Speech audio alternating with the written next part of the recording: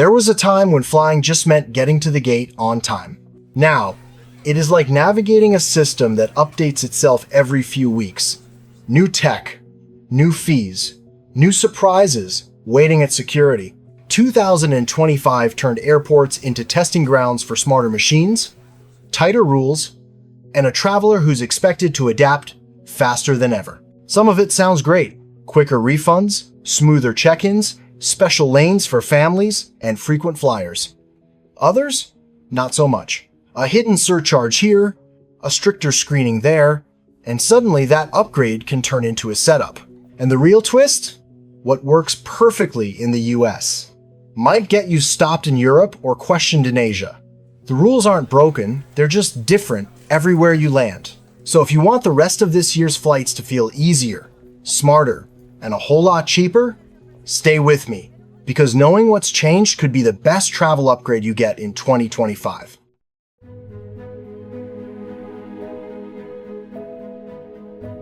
Let's start with the one thing every traveler dreams of: getting paid when the airline cancels or delays your flight.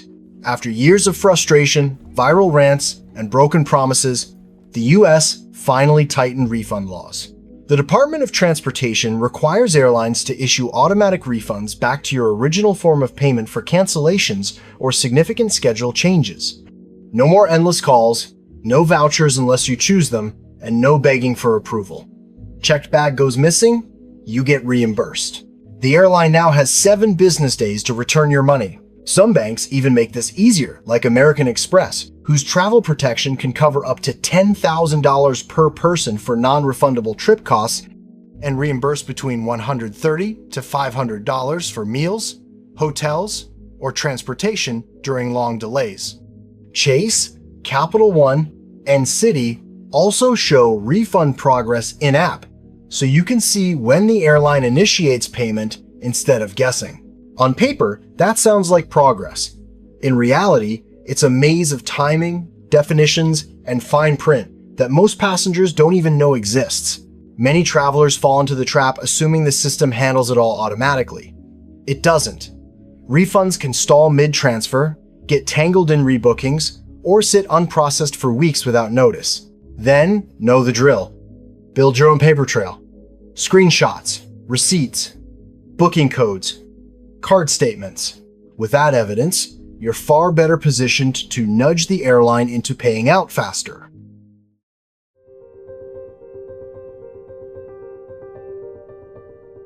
Think solo means the cheapest seat? Try this quick test. On screen, run 2 identical searches, 1 traveler versus 2 travelers, same flight, same date, same cabin.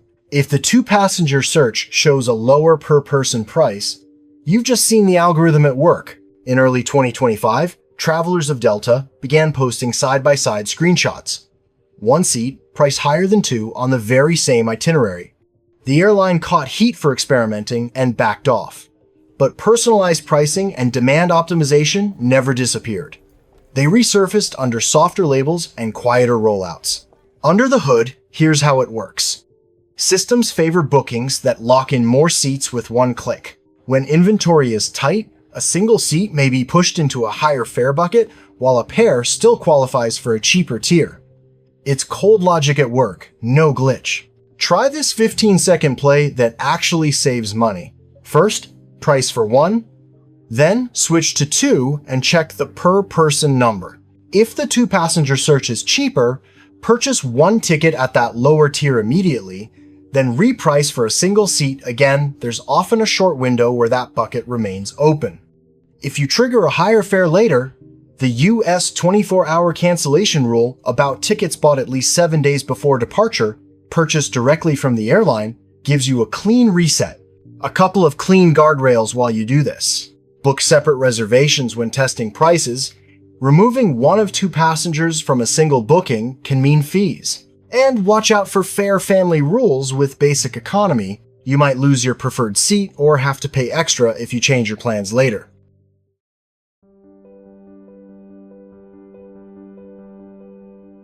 As of July 2025, some standard security lanes with upgraded scanners now let you leave your shoes on. However, It only applies at checkpoints where the new scanners are actually in use. So, use the lane like a live forecast. If 3 or 4 people ahead stay laced up, odds are you will too. If officers start pointing at footwear, don't negotiate with your laces, move fast, and let the belt roll. And here's where it flips from easy to spicy. A traveler at Denver in August 2025 wore thick-soled hiking boots for a Rockies trip. People ahead stayed laced up, so he rolled in confidence. Then the scanner flagged his boots. The officer said the dense soles lit up the image. Off came the boots, extra screening, family waiting. Next flight, he swapped to lightweight sneakers and sailed through. Lesson learned. The rule helps. The materials decide. Footwear still sets the tone. Heavy hardware, metal shanks, chunky soles, those love to trigger a redo. Lightweight sneakers pass more often, and slip-ons spare you the single-leg yoga if removal is requested.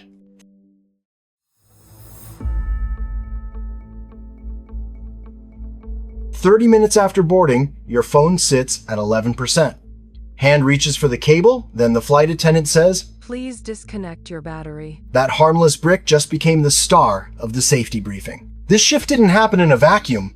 After a power bank smoked on an Air Busan jet earlier this year, and with FAA incident counts creeping up for a decade, crews treat loose lithium like an open flame.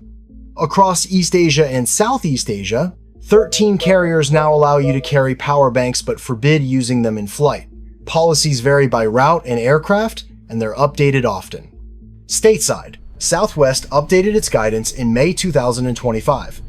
Any battery used in flight must stay visible and within reach, seat pocket, tray table, or in hand, not stashed in the overhead. If something overheats, seconds matter. Keep this stress-free with a short pre-flight routine. Top up at the gate, then stash the pack under the seat, cable off, and use seat power first if it's available. Never check a power bank and don't hide it above your head. If a cell vents mid-air, crews need eyes on it fast. Do a quick health check. No swelling, no rattling cells, no warmth after sitting idle, and register your model's serial on the manufacturer site so recall alerts find you. Brand names have had recalls too. Treat the battery like a spare tire. It's there when you truly need it, not something you lean on for 3 hours. Your phone stays cool, the cabin stays calm, and you avoid the awkward intercom call out, "Sir, please unplug the sci-fi toaster." We've tamed the battery rules, now let's tackle the bottle rules. Some checkpoints let a full-size slide, others bin the same face cream. Here's how to read the liquid maze without losing a drop.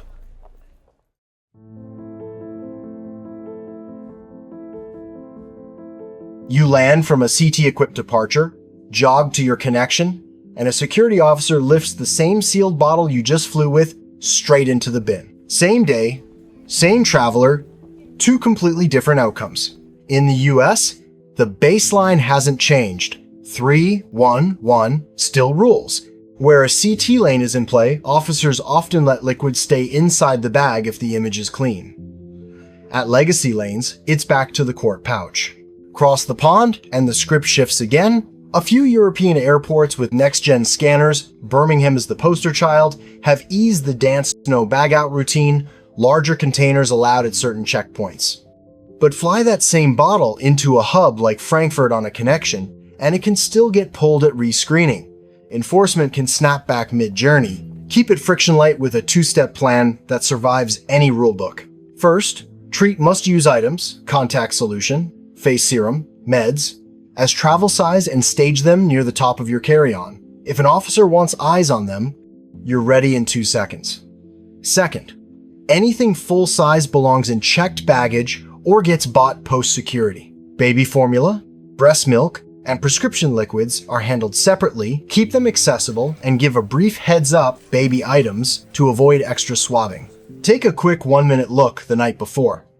Open your departure and connection airports in the app, site and check for CT-equipped checkpoints or liquids guidance. If your connection isn't CT ready, finish drinks before landing and place your liquids kit right on top so you're first out and first to repack. It's a tiny habit that wins back minutes when the line is moving like molasses.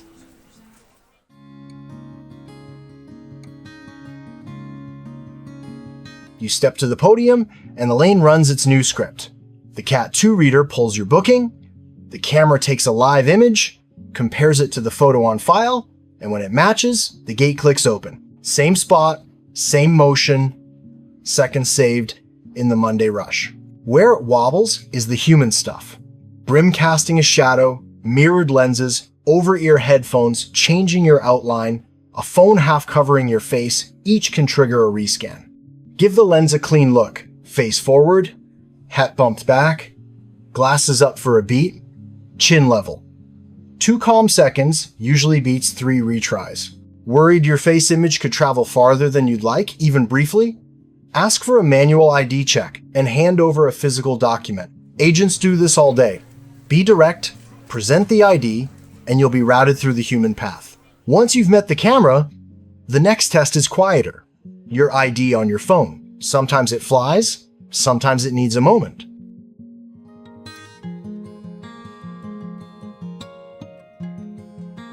Step into the line with your license still in your pocket. The reader blinks, you glance at the screen, match confirmed, lane opens. When this cooperates, it feels like skipping a step. Before that smooth moment can happen, do a one-time setup at home. Add your state's mobile ID to Apple Wallet or the official DMV app, complete the selfie, verification once, and test it from your lock screen. Some states approve in minutes, others take a short review window, so don't try this in the Uber to the airport. At TSA, you'll hold the phone to the Cat 2 reader, the unit takes a live image to compare with your digital credential, and that's it. No plastic card changing hands. 2 things shape the experience: power and signal. Aim to reach the checkpoint with decent battery switch on, low power mode, lower screen brightness, and download your boarding pass into the wallet so it's available offline. If your airline app uses rotating barcodes, keep the live pass one swipe away. Contingency plan. Screens crack, apps freeze. Carry a physical backup passport, global entry card, green card, military ID or real ID license, which I'll spell out which ones qualify next so it doesn't become your delay. Parents juggling strollers and snacks will appreciate this combo most. Phone as ID to free a hand, boarding passes that don't blow away, and one less item to dig out at the ID check. And speaking of traveling with kids, there's a lane built for exactly that chaos, and it can quietly speed things up for everyone nearby.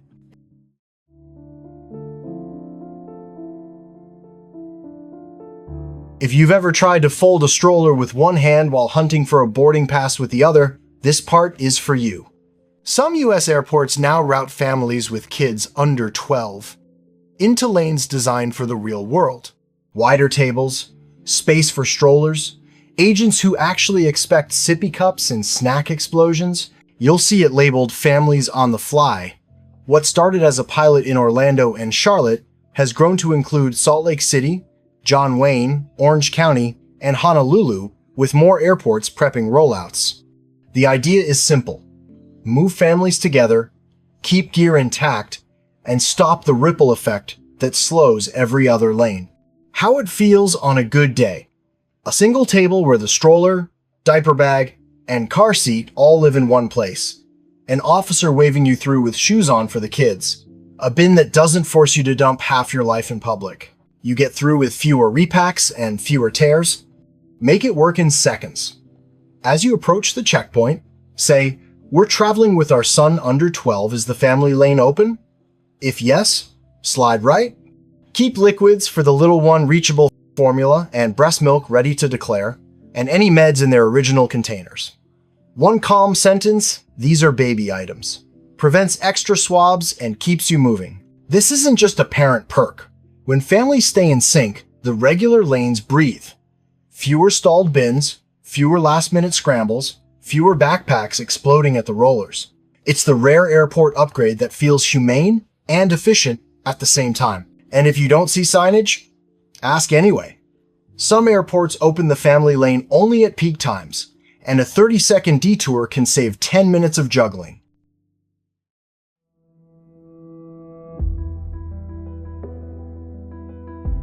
Peak hour. Lines coil like a theme park ride, and off to the side is a lane that actually flows.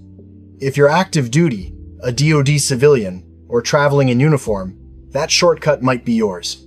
As a service member, you can clear a path as soon as you reach the checkpoint. Since July 2025, select U.S. airports that serve major bases have rolled out Serve with Honor, Travel with Ease. The aim is simple: ease screening for travelers on orders and reduce bottlenecks where military traffic runs heavy. Military spouses especially get $25 off enrollment, useful ads for households that fly often. How to use it in seconds? Work with your CAC, retiree, dependent, or DoD, civilian ID ready, and say, "I'm eligible for the military lane today." If signage isn't obvious, ask an officer and present your ID. Airports running the program will route you in without fuss.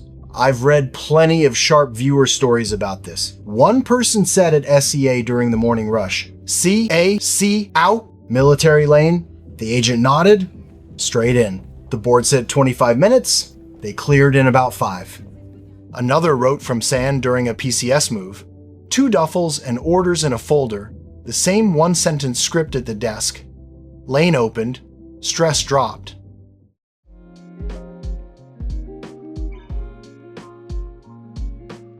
If your state isn't supported for mobile ID yet, or you don't qualify for the military lane, consider this alternative. PreCheck keeps shoes on, laptops in the bag, and your pace steady even when the terminal sounds like a concert. This is how I do it and how I tell friends, so it actually sticks.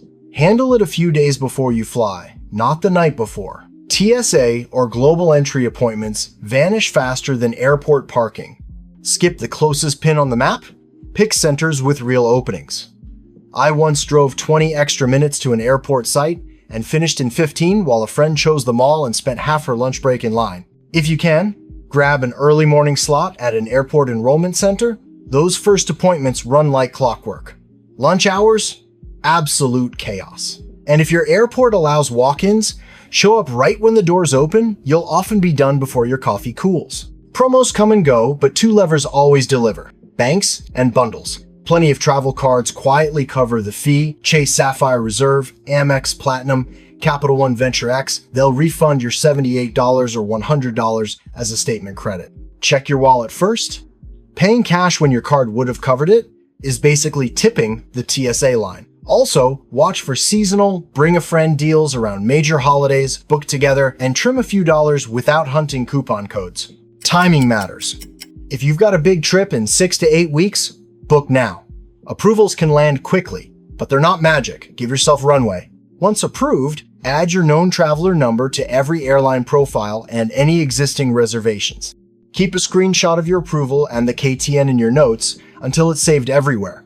And at check-in, confirm TSA PreCheck prints on your boarding pass. If it's missing, fix the profile before you head out. Speed is sorted. Now make sure your ID won't get you turned away at the checkpoint. Real ID's deadline has arrived, and the rules just got very real.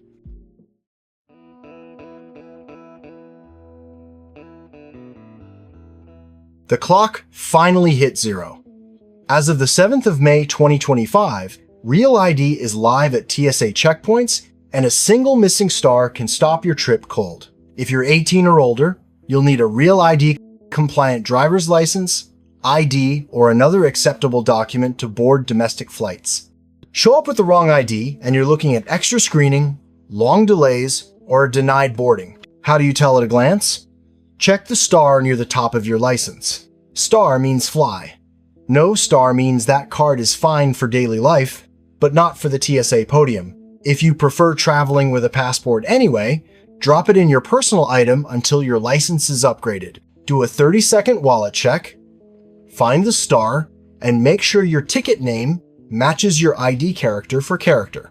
Flying soon and still not compliant? Bring one of the accepted documents: passport, passport card, a trusted traveler card like Global Entry, or an enhanced driver's license from eligible states, and you're covered.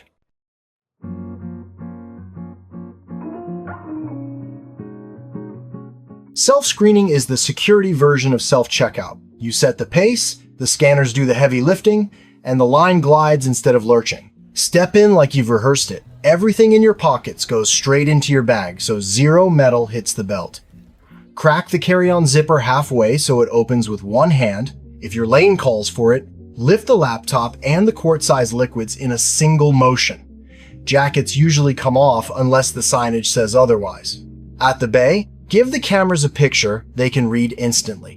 One bin for the bag, one for loose items, a third for electronics only if required. Keep things flat, tame the cables, and make sure the bottle is empty. When the light cues you, feed the bins and step forward.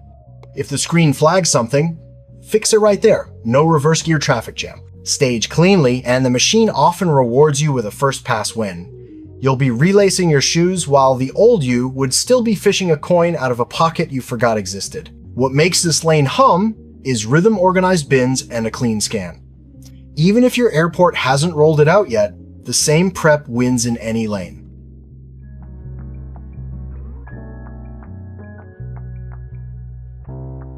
Headphones on, feed scrolling, vibes immaculate. You glance up and the gate area looks too calm. 10 minutes later, you're staring at a locked jet bridge, wondering how a whole airplane vanished in silence. This isn't a glitch. Across much of Europe and parts of Asia, airports are dialing down public announcements, some skip boarding calls entirely. The idea? Less noise, cleaner soundscapes. The side effect? More travelers miss flights without realizing anything has changed. In the US, only a handful of terminals are testing similar low-volume policies. So the whiplash hits hard when you connect abroad. Who trips over this most? Folks juggling kids, older travelers, first-timers? Anyone relying on ambient audio to catch a last call? Accessibility takes a hit too. When audio fades, the visual cues have to do all the heavy lifting. How to stay one step ahead without turning your trip into a stakeout? Sit where you can see a departure screen at a glance and make it a habit to check every 10 minutes. Turn on Airline app, push alerts, and enable critical notifications on your phone, and watch.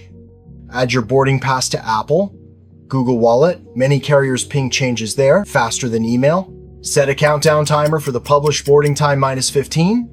When it buzzes, you stand, scan the board, and move to the podium area.